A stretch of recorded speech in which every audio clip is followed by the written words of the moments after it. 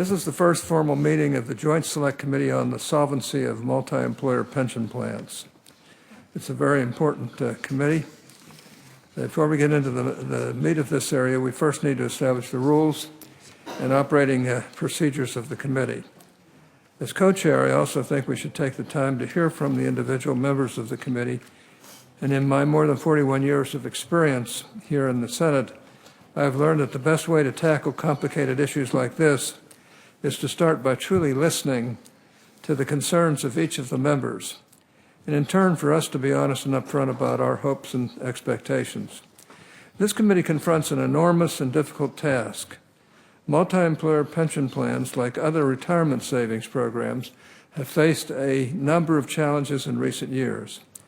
Some of those challenges include a financial crisis, which has disturbed the investment returns of the multi-employer plans, as well as demographic and economic changes, which have made the operations of a substantial number of these plans difficult, if not impossible, to sustain.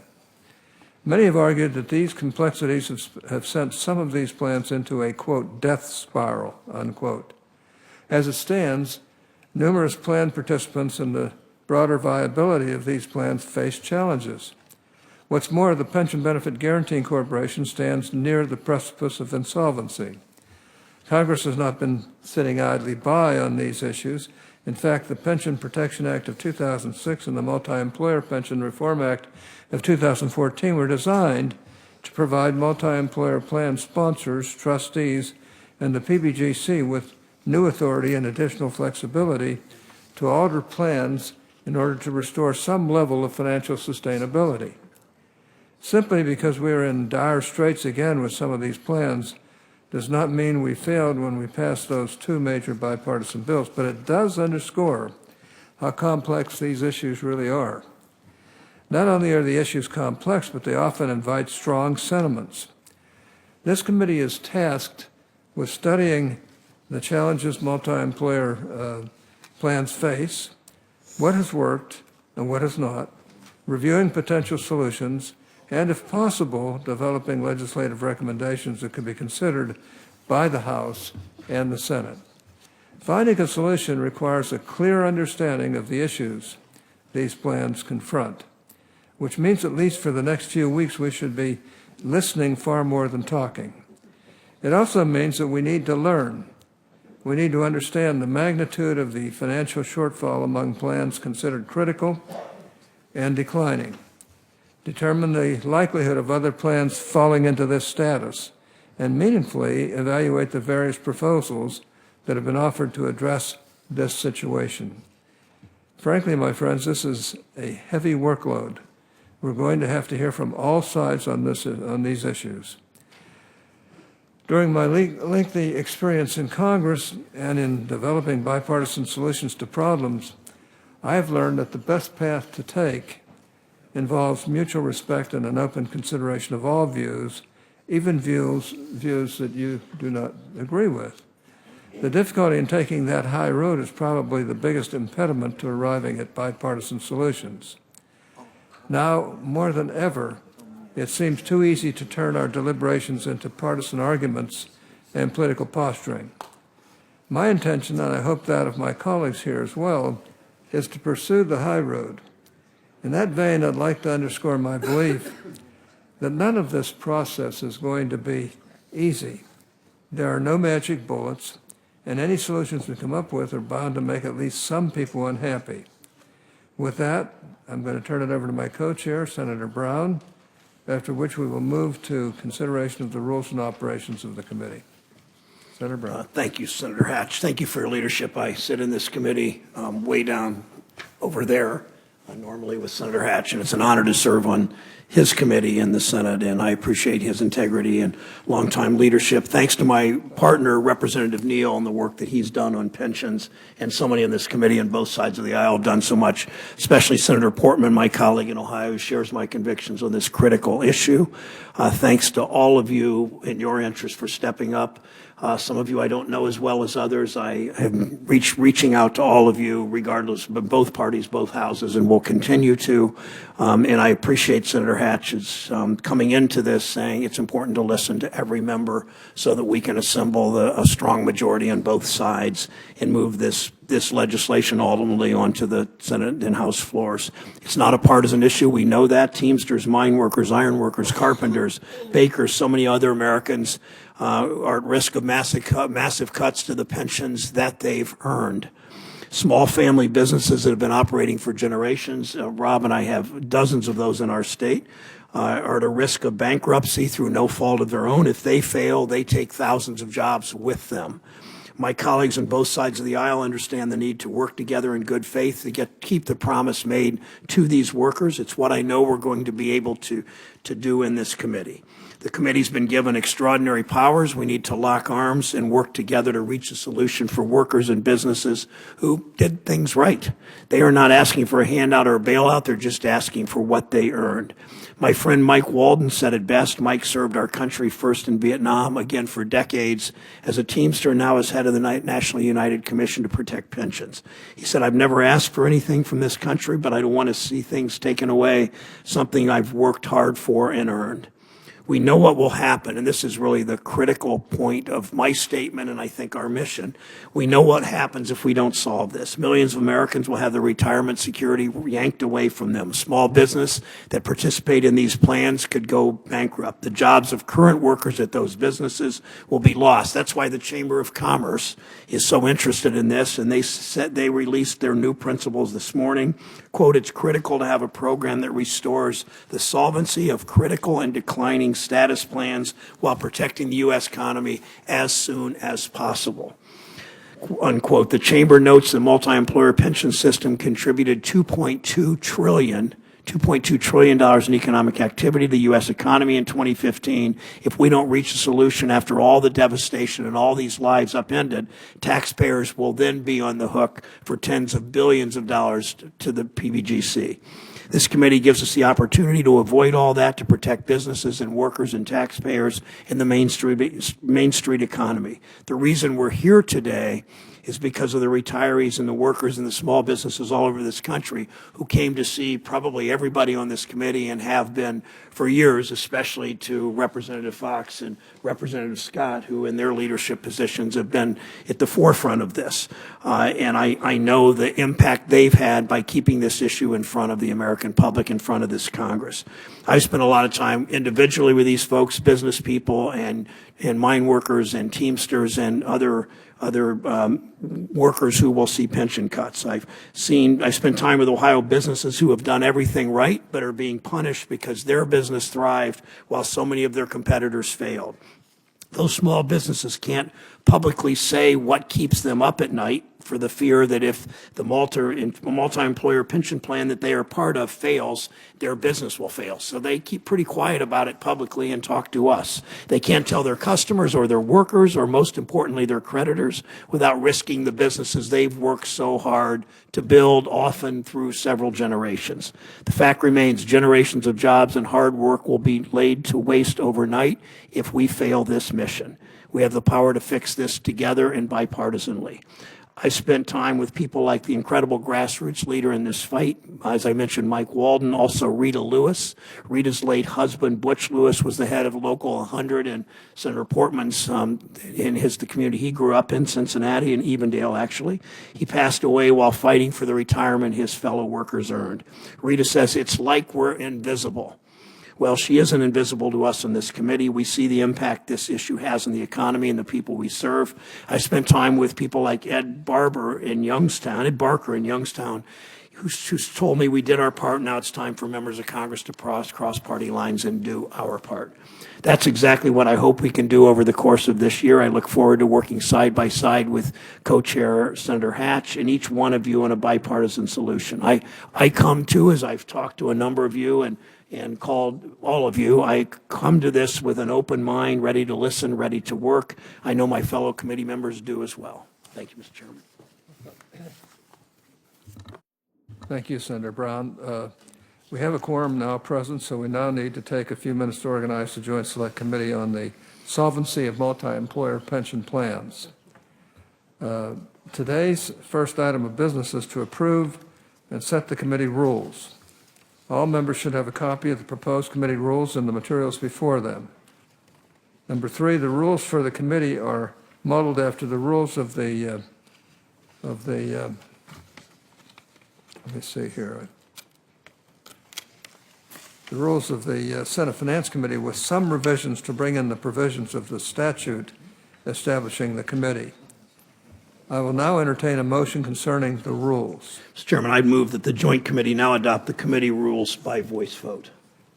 Okay, can we have a voice vote? Those of you who are in favor, say aye. Aye. Opposed? Nay. The ayes have it. Is there any debate at all? I guess we should have had debate before we voted, but That's how the Finance Committee does stuff. that's okay. We know how to move on this committee, I'll tell you. Well, if there's no further debate, then without objection, the committee rules are adopted. I will now turn to my colleague, Senator Brown, for his remarks on the activation of the committee, and then we'll go from there. Well, I made my remarks. Let's hear from remarks others, are Mr. okay. Chairman. So thank you. All right, is there anything else we need to do? Well, anyone that wants to do opening statements? Here's the schedule. Yeah, we will ask people that want to share with us their thoughts. We'd love to hear Yeah, if individual anybody comments. cares to make any comments, we'd love to hear from you. Yes, Mr. Chairman? you bet. Mr. Chairman, over the rostrum, Speaker's rostrum in the House of Representatives, a son of Massachusetts is quoted, Mr. Webster, and he asks that each member of the House assess in their time, did they do something worthwhile? I think we should follow the I would submit to you today, after 3 decades in the House of Representatives, that this is amongst the most important undertaking that any of us could possibly be challenged by.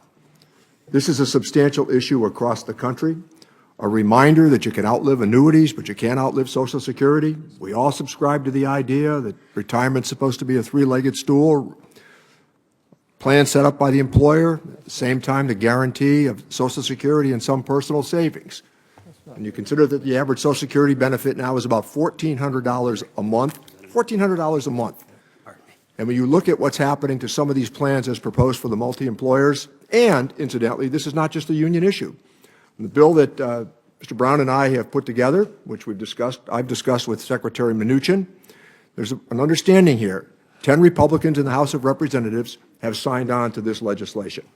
And I think that there would be more that will sign on based on the conversations we've had as we've courted them.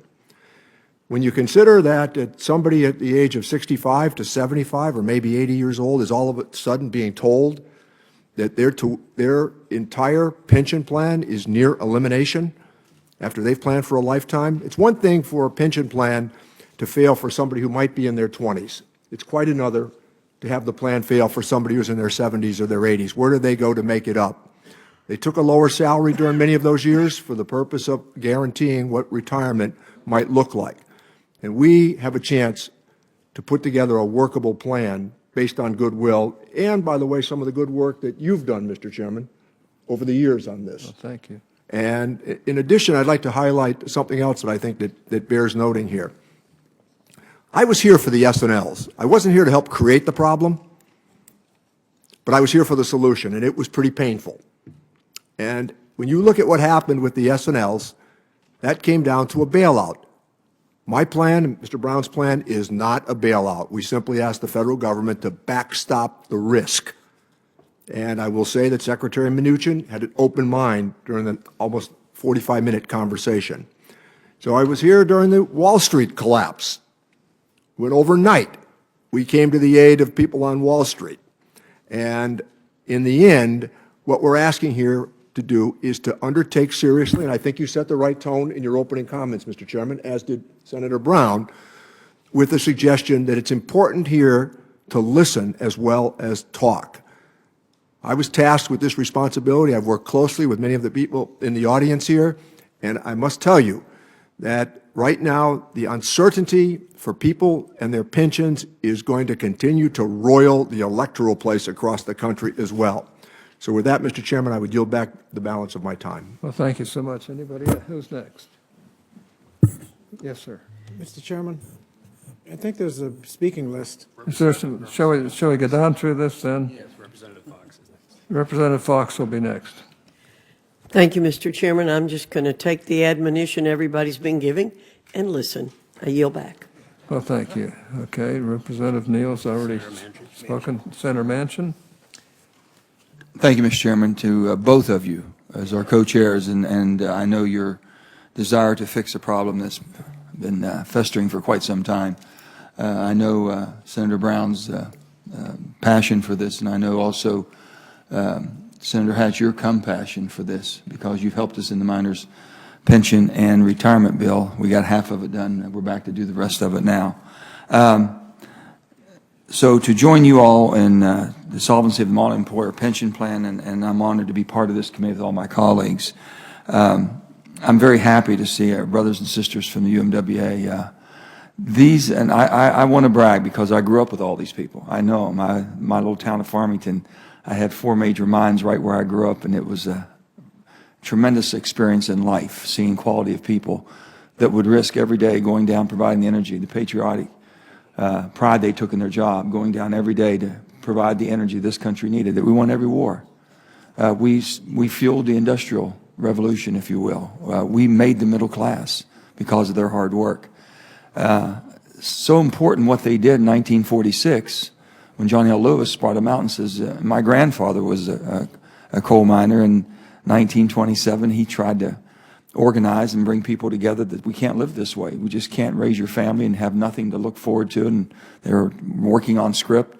And he was ejected from the mines and blackballed, never could get back in mine. He changed his name 5 times, trying to get a job in the mines. They found out who he was every time. So he started a little grocery store, and that's how we were raised. But there was the town that made me who I am, and the towns like Farmington, West Virginia, and all over the coal mining communities that made this country. And what they're asking for is solve a problem. It wasn't their fault. In 1946, John L. Lewis said and made a deal with Truman and Krug that for every ton of coal that we mined from that day forward, there would be a certain amount of that price or the value of that coal that would go towards their pension and their retirement. So they would have a plan. And that had been honored all the way up until the bankruptcy laws came in force in the 1980s and allowed people to share, to basically shed their legacy cost. They walked away. And they formed companies in order to do this. And the laws of this country allowed that to happen in a legal way. Unbelievable. The human being was not considered at all in the bankruptcy filings and court proceedings. And it's just something that we just have gotten here. Then we had the crash of 2007 with Congressman Neal has talked about and alluded to, that it wasn't their fault. Plans were solvent. They come tumbling down like everyone else's. And this is all the people have to look for. It'll come as no surprise that also today highlights the importance of protecting these members on this large multi-employer pension plan that will fail. To be quite frank, it could bring down this whole system. There are nearly 85,000 current beneficiaries and another 20,000 eligible coal miners who have vested pensions in the plan, but is expected to become insolvent by 2022. The United Mine Workers of America are the first on the chopping block. We're the first ones to get hit. And if we come down, I guarantee the rest of it tumbles with us. So we had this fixed. We had a piece of legislation last year.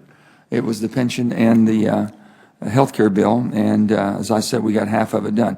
Let me give you an example of what a pension for a United Mine Worker member, retired and gave their whole life, and most of these are widows, older widows now, is $595 a month. That's what it is, $500. The average pension, retirement for miners, $595. And it's critical for their families that rely on them.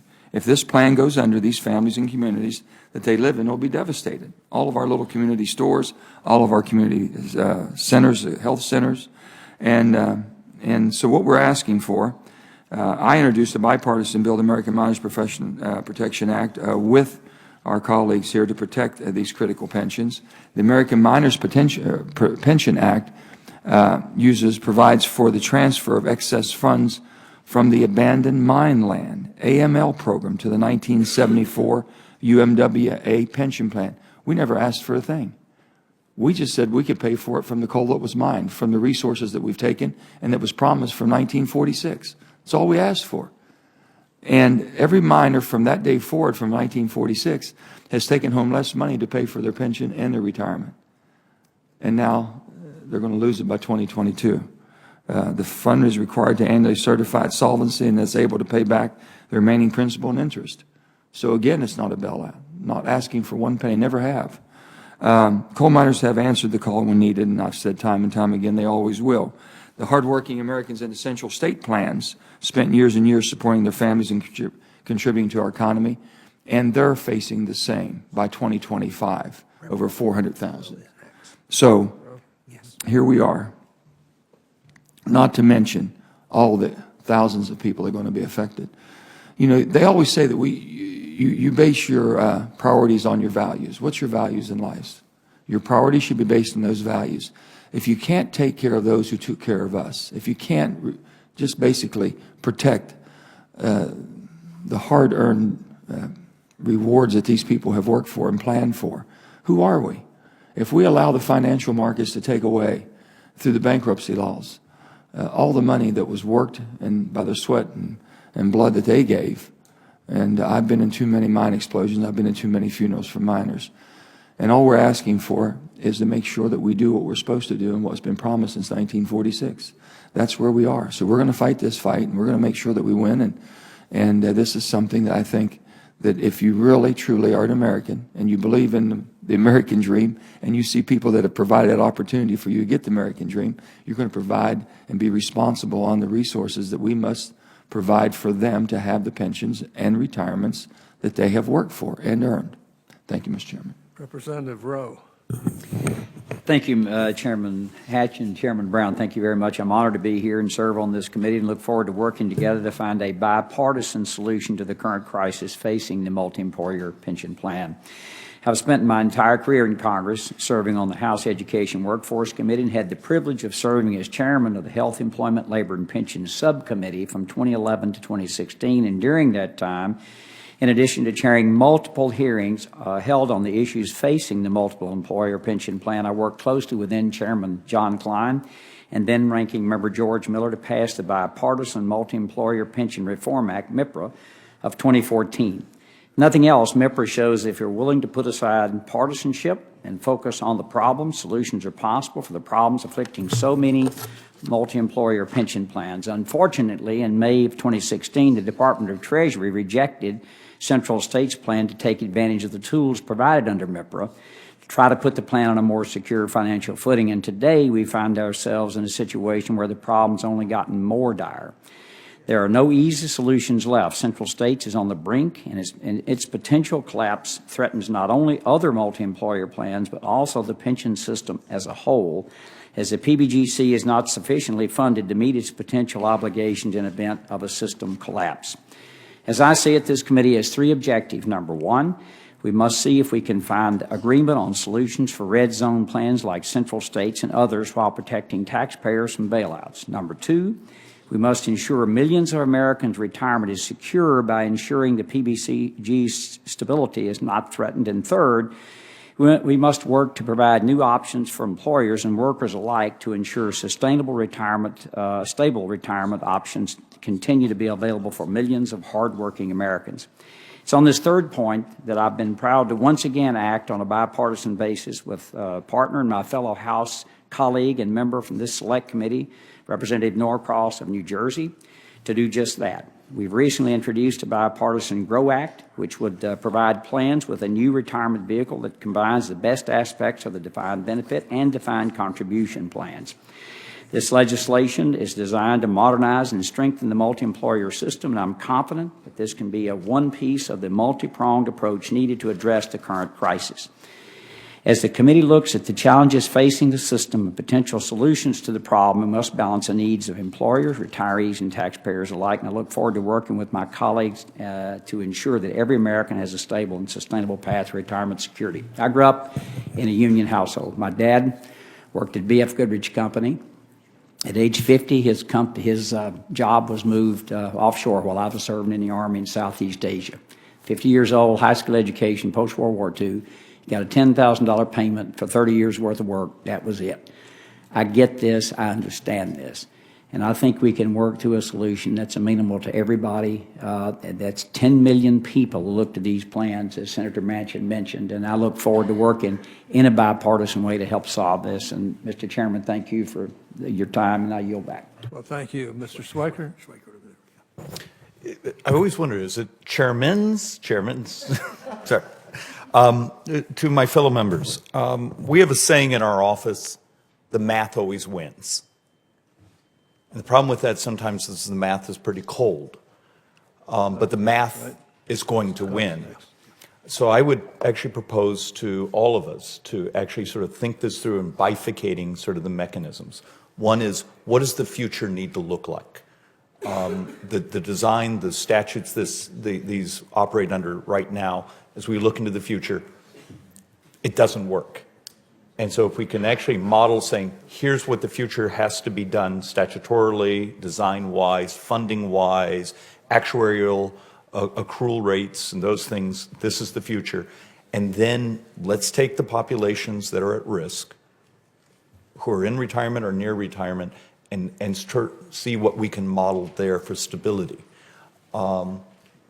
But I think it's really, and it's hard because we are all political beings who sit around here, but we need to get this math right, because in my heart I believe, in my mind I believe, what we do here becomes a template for so many other types of pension systems around the country, whether it be other sponsored municipals, others that are on the brink.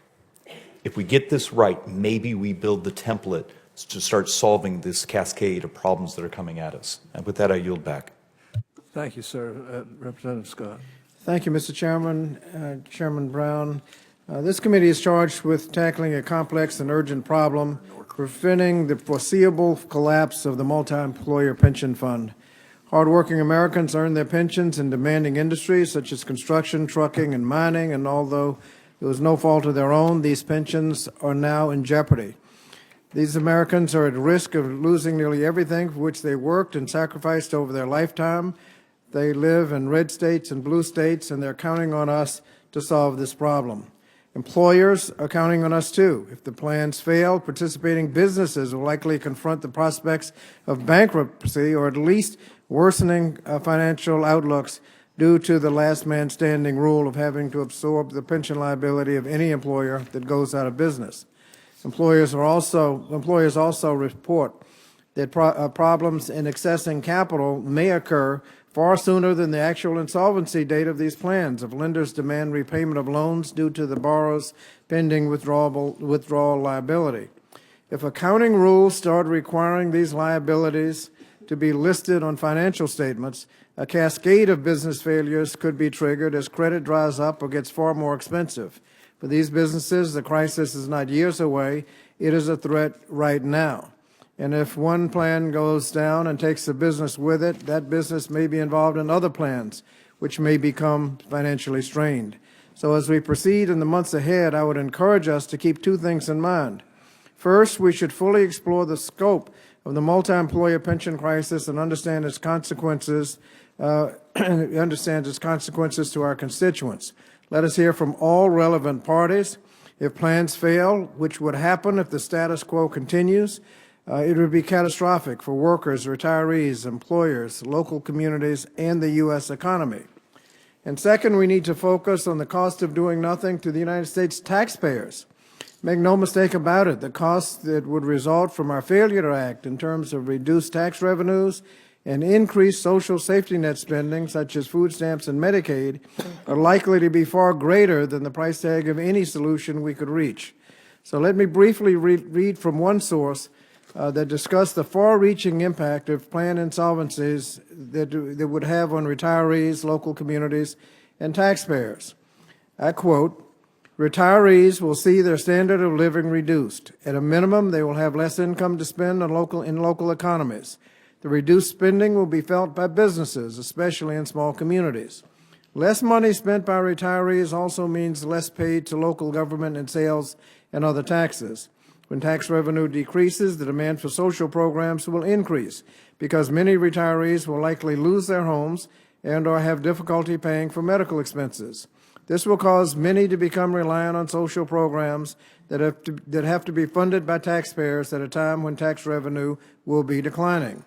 Simply put, pension plan insolvencies and a PBGC collapse will have a cumulative negative effect on entire communities. Individuals, government, and businesses will all suffer unless a solution is found. Close quote. Now, that quote was from the United States Chamber of Commerce.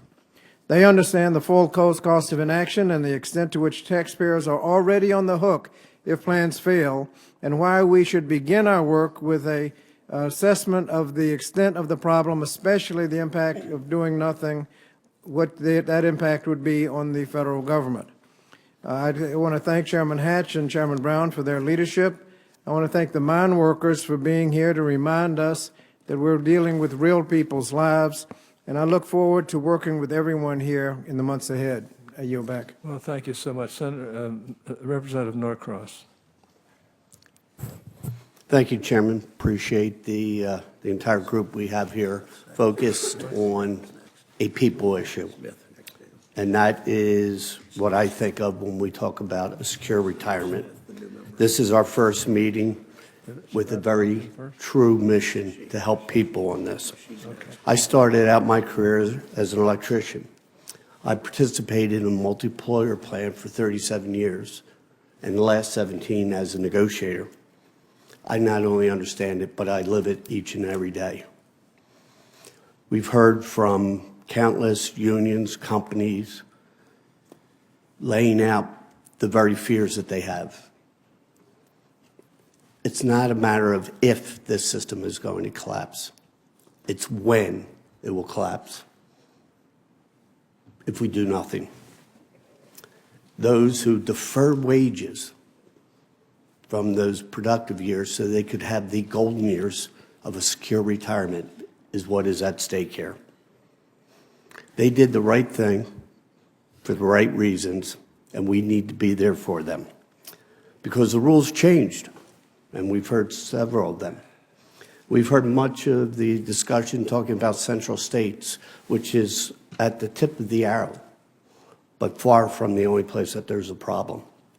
We've heard from large, medium, and small businesses who are looking at this from the position that it could collapse the company that they've worked for. That vortex is that if a failure occurs, is going to suck down the entire system, taking companies, but first and foremost, losing your pension. You might be making a $60,000 pension. If this collapses, $12,870 for a full year before BPGC collapses and literally go down to nothing. We heard tens of millions of people.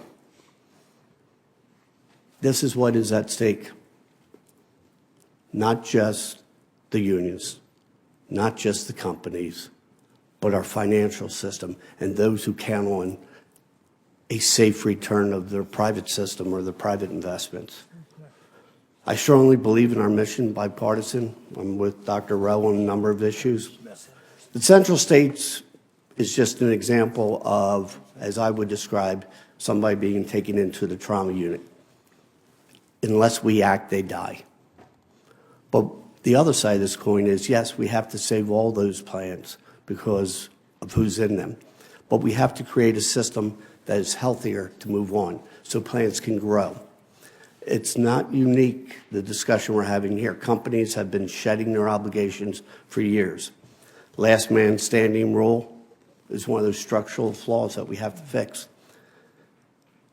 In bankruptcy, the ability to shed your obligation from those who put money aside has to be addressed. Well, you could just declare bankruptcy and walk away from that obligation. That's part of the reason we're here today. But defining those goals is so important, knowing what those issues are. When we look into the eyes of those who literally 30 years old, I want to take part of that paycheck instead of taking care of my kids today so I'll have a better tomorrow. That's not easy to do, with all the challenges that they face. But they made that in good faith. The retirement for millions of Americans is on the line. Hundreds of thousands of companies are on the line. The financial stability of our country is on the line. If you can't honor a guarantee, we're putting in question what we do. But the good news is we're focused on it, and we're here today. And I want to again thank my colleagues, because this isn't a red or blue issue. Every state in the union, every district, and quite frankly, that's the American dream. Play by the rules, work hard, retire with dignity. And that's where we want to be. I yield back the balance of my time. Thank you, sir. Senator Smith. Thank you very much, Chair Hatch, and also Chair Brown, for convening this committee. And Senator Hatch, I listened carefully to your recommendation that we listen hard and that we are willing to learn from one another and that we keep an open mind, and I will promise to do that. And Senator Brown, you were the first of my colleagues when I joined the Senate just a couple of months ago, to reach out to me. And the first thing you reached out to me about was the Butch-Lewis Act and this issue of such importance, not only in Minnesota, but really throughout the whole country. A wise person once said that for every complex problem, there is a simple answer, and it is almost always wrong. And it strikes me that that is a good thing for us to keep in mind as we evaluate what to do about this problem. For me, it starts out with the 22,000 Teamsters that are in Minnesota, many of whom I've had a chance to meet with. There's Vicki, who I met in Duluth, who retired early to take care of her husband who had Parkinson's disease, and she is now contemplating the reality that she might not be able to take care of herself for the first time in her life. And Vicki said to me, I don't have a plan B. Plan B for me is, what do? Live under a bridge? I don't have a plan B. Just last Friday, I was in St. Paul and was talking with a group of retired Teamsters, and I talked with Chuck, who explained his life, and he said, my family, we didn't have the wherewithal for me to go to college, but I showed up on the docks in Des Moines, Iowa, to learn how to drive a truck, and that's what I did my whole life. And I made a lot of sacrifices. It was not an easy job, long hauls and through Fargo and Moorhead in the middle of the winter, not being home for Christmases and birthday parties. For my children, but I knew that if I sacrificed now, I was going to get the opportunity to have a retirement where I would be comfortable, not rich, but be comfortable. And now to be told that that might not be there, it says, what is wrong with this? How could this happen in this country? Several of my colleagues have done an excellent job of pointing out that this is not just about these 22,000 Teamsters in Minnesota, or the others that are directly affected by central states, for example. It is about the underpinning of the pension system in this country, PBGC, and ultimately the promise that we have made to one another that if you pay in and you follow the rules and you do what is right, that we're going to live up to that promise. In this situation, of course, this isn't a situation where there was mismanagement, where there was fraud or abuse. This is a situation where, in the case of the Teamsters, that the Central States Pension Fund was taken over by the federal government more than 30 years ago. And most of that money has been managed by the professionals on Wall Street. And so I think it's important to understand that this isn't a bailout because of bad acting. I am committed to working in good faith and working very hard with my colleagues with an open mind, but with a clear value that when any American who pays in to their pension, who does all the right things, everything they're supposed to do, that they need to know that promises made will be kept. And I'll be keeping that value in my mind as we go forward with this work.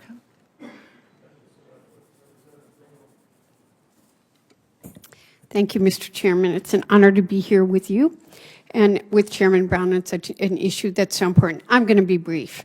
I'm reminded of the phrase, everything's been said, but when you're the junior girl, just not by everybody. So I agree with much and most of what has been said.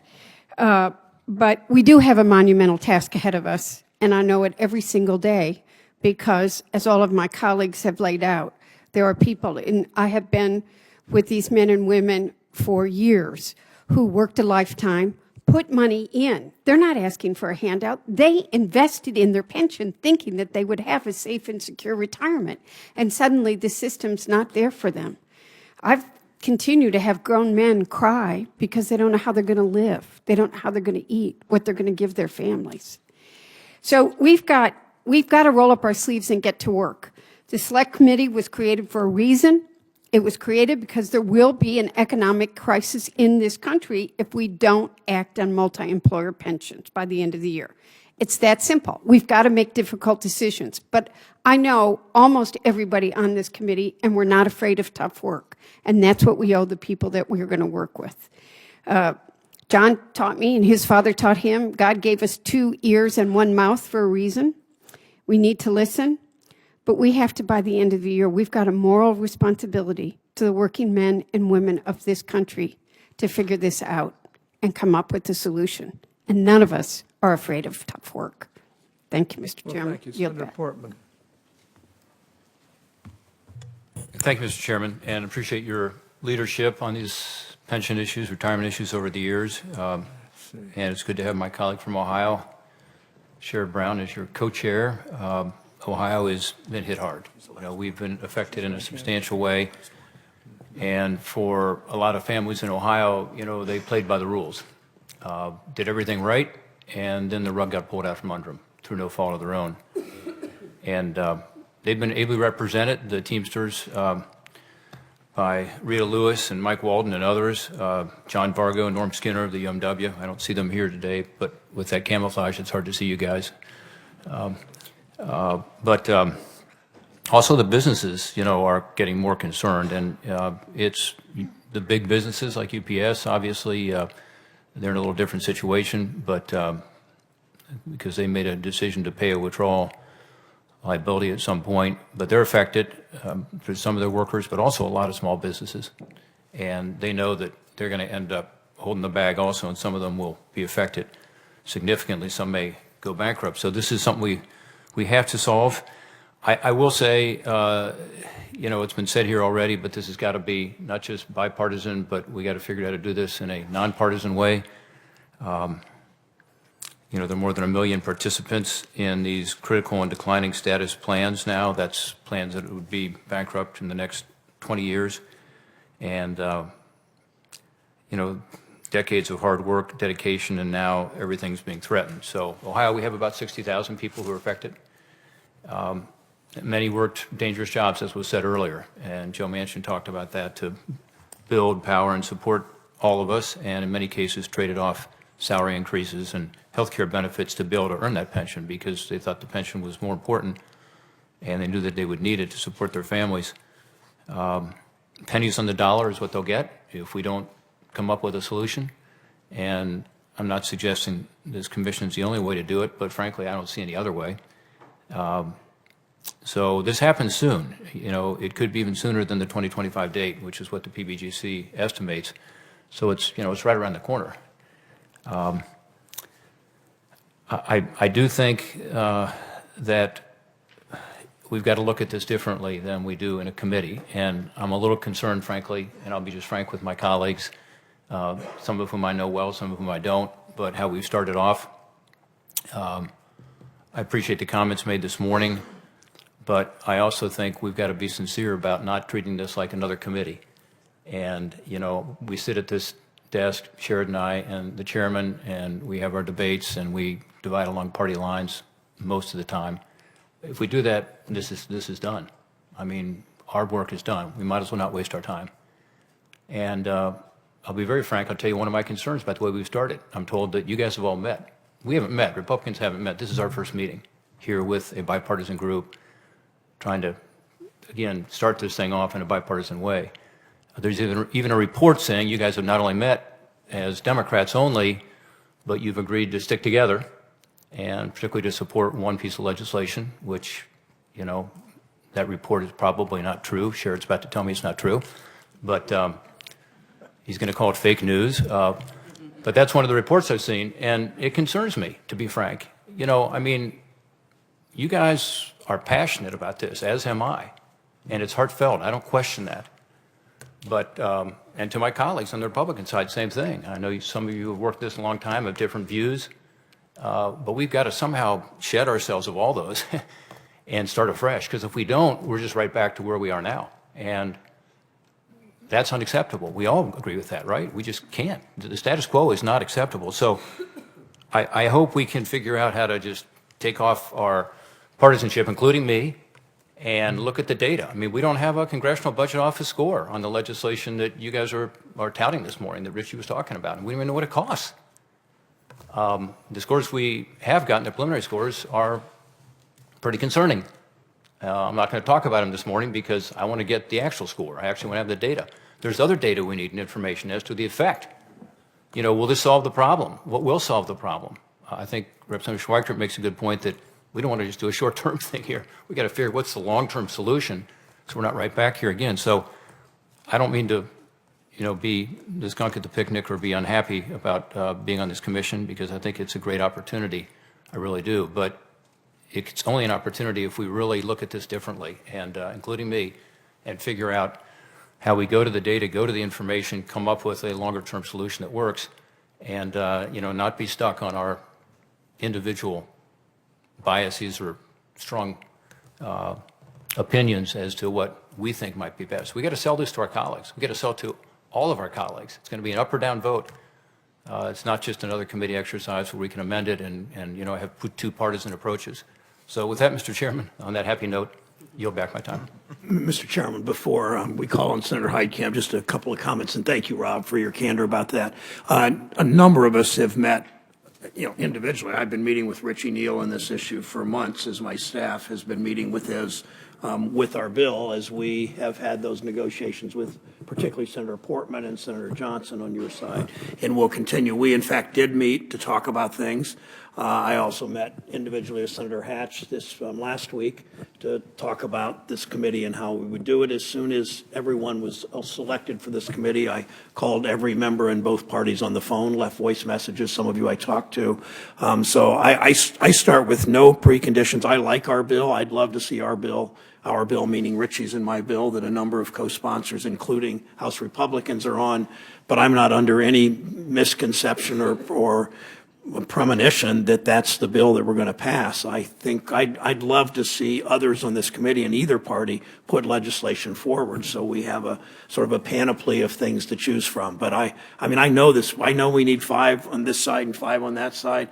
I don't even care if we sit side by side like this. This is a different, I've never been on a committee like this. I know you have, Rob, and did it well. And this is going to work. And this is as important as I've said to you, Rob, and I've said to others. This is probably the most important thing I've ever done in my life, is this committee, because as Congressman Schweikert said, this is not just what we do on central states in these declining plans. It's the template, and you use that word, I think, template, for what we can do, and I would even say it larger, what we can do, you said, for pensions generally, perhaps on other issues too. And I had the honor of this committee now for 5 plus years, and I love what this committee does. I think the pension committee can do even more, and it's so key that we do.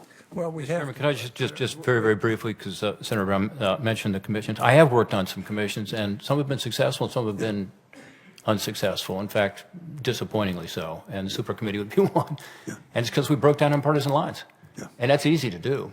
I mean, it's much easier politically to do that. But this one, we have a passion for this. It's heartfelt, I understand that. We got to figure out how to break through those partisan lines and come up with something that actually works for our country and we can get our colleagues to agree to on a bipartisan, even nonpartisan basis. I think that's why, Rob, why Congressman Scott quoted that lengthy track from the Chamber of Commerce, because they understand, as we all do, that this is really, really, really important for our country and our economy. Well, it's going to take good faith on all of our parts, and let's just hope we can come up with a way of solving this. There's no easy solution. We all know that. Let's go to Senator Heitkamp. You'll be the last one, and then we'll wrap up here for today. Thank you, Chairman Hatch, and thank you, co-chair or ranking member. I'm not sure what role you play, Sherrod. I feel like I need to respond a little bit to Senator Portman's statement. I find it remarkable that every Democrat is here. but not every Republican's here to initiate this discussion. And I think that we need to have full participation as well. And, you know, I've been frustrated because we introduced a bill. I'm not wedded to that bill. In fact, there's no, secret meeting where we all said it's got to be this bill. We've been waiting for an alternative. We haven't gotten an alternative, and that led to the formation of this committee, which Senator Brown pushed very heavily, and I will credit him with his insistence that this committee be part of what was, in fact, the CR. So I think it's a little, I think it's really important that we all recognize that we have a big job here. We have a human imperative and we have a mathematical or economic imperative. Our economic imperative is clear. We could, in fact, collapse in a pile of rubble our pension system in this country. That's a big, big responsibility. And I don't take it lightly, and I don't think that I have all the answers. But I also have a human imperative. And that human imperative is about fairness. It's about people who put on a hard hat every day and went to work and bargained for a pension and now has it threatened. You know, I think Dr. Rowe mentioned the walk away from central states. I had people in my state who would have lost 80% of their pension if that agreement had been agreed to. That just was not acceptable for me. That's not, I come from these communities. These are people I grew up with. These are people who worked hard. A lot of them veterans. You'll see Vietnam hats out there. You'll see Korean hats out there. You'll see that these people worked hard their entire life. It is a human imperative that we do this fairly and that we do this in a way that keeps people whole, because somehow we can find the gumption and the ability to treat Wall Street fairly, but we somehow can't figure out how we can treat human workers, people who've given their life to their job fairly. And so I'm pretty passionate about this. And I think that we've got a real opportunity here. So it's an economic imperative. I'm not unmindful of the numbers. I'm not unmindful of the kind of potential catastrophic consequences of failure to come to a bipartisan solution. But I also think that we need to approach this not just with that hat on, but a hat on that says they deserve American fairness.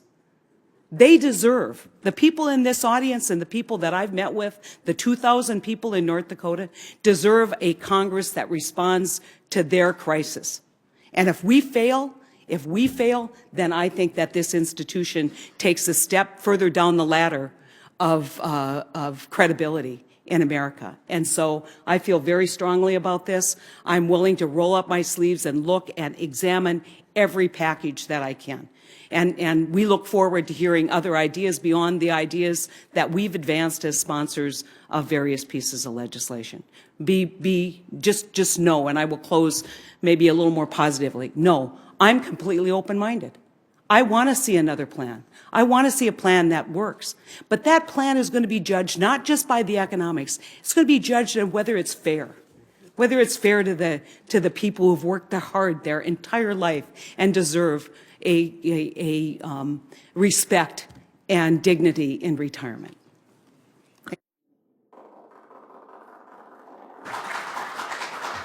All right, let's have order in here. This is a very tough and difficult subject that all of us should take very seriously. I would like to thank every member of this committee for joining us today. It's really important. I think you folks have done a good job. I know my colleagues on the Republican side are completely obliterated with other committees. I myself have all kinds of conflicts right now. We all recognize the difficult work and choices ahead of us. I also want to say a special thank you to my co-chair, Senator Brown. He's a hard worker. He really cares, and I'm sure he'll have a lot to say about what goes on here, and so will I. I come from the working class people. I learned a trade as a young man. I was a union member. I learned a skilled trade. I know what it's like to work hard. Worked as a janitor even. Ted Kennedy said one time, he said, "Orrin, I think you should have stuck with it." I won't tell you what I told him he should have stuck with, I'll tell you. So, we were such good friends, we would rap back and forth all the times. But all I can say is that we've got really good people on this committee. We've got people from various walks of life, various feelings, various political backgrounds. And that's why this committee should work well together. So let's hope we can, but let's be realistic. I mean, let's face it, we're in trouble. There's no easy solution here. The American taxpayers are called upon to do all kinds of things, including this. There is no real easy answer to this. It's going to take every one of us in good faith to try and solve these problems. And I'm counting on all of you doing that, and we'll do that. I want to again thank my co-chair, Senator Brown. He's a good man to work with. I enjoy him a lot. Thank you. It's an honor to work with you. He's a little loud from time to time, but other than that, he's great. Thank you. It's an honor to work with you, Senator Hatch. It's an honor to be with you. Thank you all for being here, and we'll go from here.